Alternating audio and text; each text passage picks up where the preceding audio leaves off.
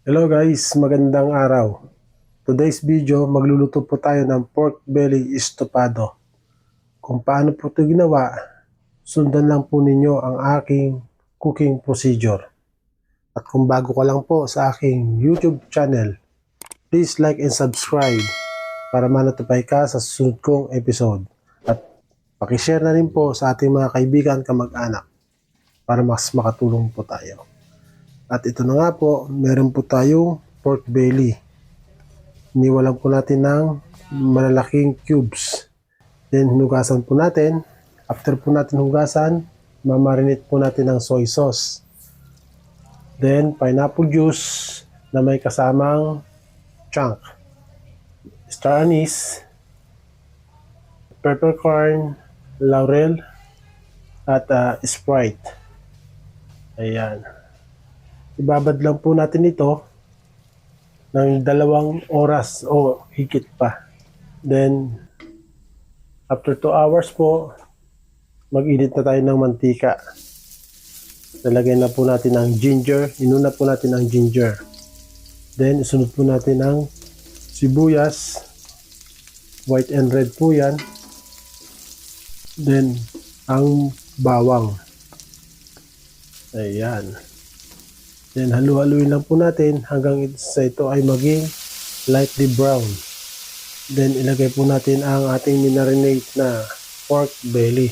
Pagkalagay po natin sa mainit na kawali, wag po muna natin siyang hahaluin.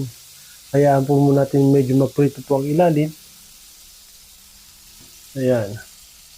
Hanggang sa siya po ay magkatas or lumabas ang katas ng ating minarinate na karne.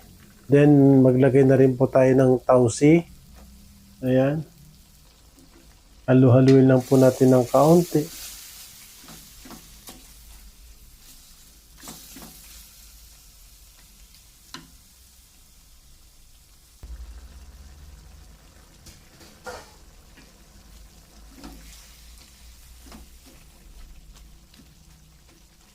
Then, takpan na po natin.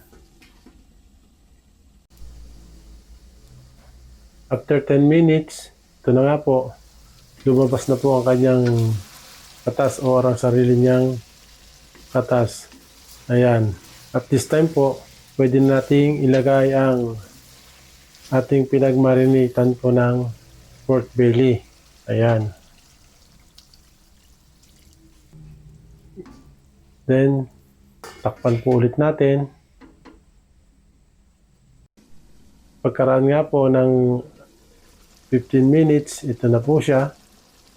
Lapit na po siyang maluto. At this time po, pwede na po natin ilagay ang pritong saging. Kung meron po kayong pritong saging or banana blossom.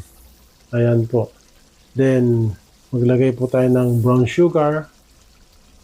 Ayan. Sa paglalagay po ng brown sugar, depende po kung anong gusto po ninyong tamis ng ating estofado. Hindi na po tayo naglagay ng suka dahil naglagay na po tayo ng pineapple juice. Yun po ang nagsilbing paasim natin sa ating estofado. Ayan. Halu-haluin lang po hanggang sa ito ay matuyo at kumapit po ang lasa sa ating baboy. At ito na nga po siya, luto na. Pwede na po nating isalin sa ating plato para maihain sa ating hapagkainan. At kung nagustuhan po ninyo ang ganitong klase ng video tutorial, please like and share po sa ating mga kaibigan, kamag-anak para mas makatulong po tayo sa mga nais pong matutong magluto ng pagkaing pangbahay. Hanggang dito na lamang po. Marami pong salamat sa mga magsasubscribe at susuporta sa aking munting YouTube channel. God bless po sa ating lahat.